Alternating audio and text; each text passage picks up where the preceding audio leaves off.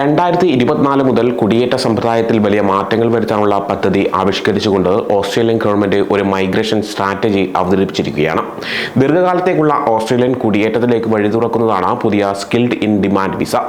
ഓസ്ട്രേലിയയിൽ വിദേശ തൊഴിലാളികളുടെ വരുമാനം എത്രമാത്രം എന്നതിനെ അടിസ്ഥാനമാക്കി 3 ഓപ്ഷനുകളുള്ള പുതിയ വിസ 2024 ഡിസംബർ 7 മുതലാണ് ഇഷ്യൂ ചെയ്യാൻ തുടങ്ങുക. ഇതിനോടൊപ്പം തന്നെ 2025 രാജ്യത്തിന്റെ സമ്പദ് വ്യവസ്ഥയ്ക്ക് നിർണായകമാകുന്ന 456 തൊഴിലുകളെ തിരിച്ചറിഞ്ഞ് ഓസ്ട്രേലിയൻ സർക്കാർ കോർ സ്കിൽസ് ഒക്യുപ്പേഷൻ ലിസ്റ്റും അവതരിപ്പിച്ചിട്ടുണ്ട്. ഓസ്ട്രേലിയയിൽ പ്രത്യേകിച്ച് തൊഴിലാളിക്ഷാമം നേരിടുന്ന മേഖലയിൽ ജോലി ചെയ്യാൻ ആഗ്രഹിക്കുന്ന വിദഗ്ധരായ പ്രൊഫഷണലുകൾക്ക് ഈ ലിസ്റ്റ് പുതിയ അവസരങ്ങൾ നൽകും.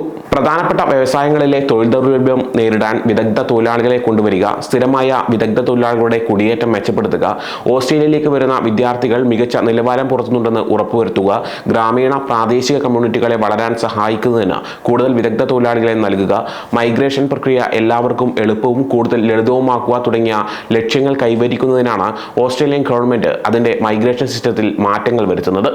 ഈ മാറ്റങ്ങൾ ഓസ്ട്രേലിയയിലുടനീളമുള്ള തൊഴിലാളികൾക്കും കമ്മ്യൂണിറ്റികൾക്കും ശക്തമായ ഒരു സമ്പദ്വ്യവസ്ഥ കെട്ടിപ്പടുക്കാനും മികച്ച പിന്തുണ നൽകാനും സാധിക്കുമെന്നാണ് സർക്കാർ കരുതുന്നത്. ഓസ്ട്രേലിയയിൽ തൊഴിലാളികൾ എത്രമാത്രം സമ്പാദിക്കുന്നു എന്നതിനെ അടിസ്ഥാനമാക്കിയാണ് നിലവിലെ ടെമ്പററി സ്കിൽ ഷോർട്ടേജ് TSS വിസയ്ക്ക് പകരമായി പുതിയ വിസ ആരംഭിക്കുന്നത്.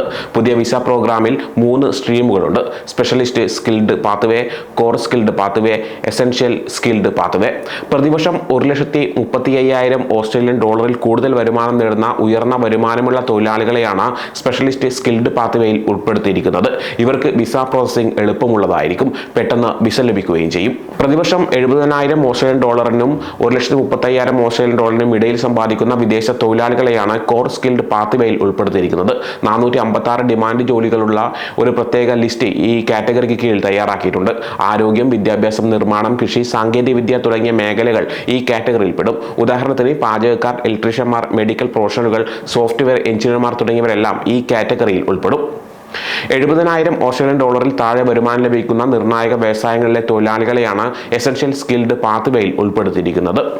സ്കിൽഡ് ഇൻ ഡിമാൻഡ് SID വിസയ്ക്ക് കീഴിലുള്ള 3 വിസ പാതകളുടെ വരുമാന പരിധി ഓസ്ട്രേലിയയുടെ ശരാശരി പ്രതിവാര വരുമാനത്തെ അടിസ്ഥാനമാക്കി എല്ലാ വർഷവും അപ്ഡേറ്റ് ചെയ്യും. ഈ വിസയുള്ളവർക്ക് ഓസ്ട്രേലിയ സ്ഥിരതാമസത്തിന് അപേക്ഷിക്കാനും എളുപ്പമായിരിക്കും.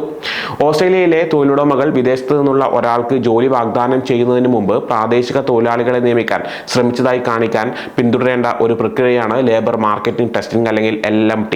ഓസ്ട്രേലിയക്കാർക്ക് ജോലിക്ക് മുൻഗണന നൽകുന്നുവെന്ന് ഉറപ്പാക്കാനുള്ള ഒരു മാർഗമാണിത്. ഈ LMTയിലും ഇപ്പോൾ മാറ്റങ്ങൾ വരുത്തിയിട്ടുണ്ട്. 2024 അവസാനത്തോടെ പ്രാദേശിക തൊഴിലാളികളെ ആദ്യം നിയമിക്കാൻ ശ്രമിച്ചുവെന്ന് കാണിക്കുന്നതിന് തൊഴിലുടമകൾ നൽകുന്ന തെളിവ് LMT നിലവിലെ 4 മാസത്തിന് പകരം 6 മാസത്തേക്ക് സാധുവായിരിക്കും. വിദേശത്തു നിന്നുള്ള വിദഗ്ധ തൊഴിലാളികളെ നിയമിക്കുന്നതിനുള്ള പ്രോസസ് എളുപ്പത്തിലും വേഗത്തിലുമാക്കാൻ ഇതുകൊണ്ട് സാധിക്കും. പ്രക്രിയകൾ ലളിതമാക്കുന്നതിനും തൊഴിലാളികളുടെ ആവശ്യങ്ങൾ പരിഹരിക്കുന്നതിനും സമ്പദ് വ്യവസ്ഥയെ പിന്തുണയ്ക്കുന്നതിനുമായി ഓസ്ട്രേലിയൻ സർക്കാർ വിസ സംവിധാനത്തിൽ നിരവധി മാറ്റങ്ങളാണ് ഇപ്പോൾ വരുത്തിയിരിക്കുന്നത്.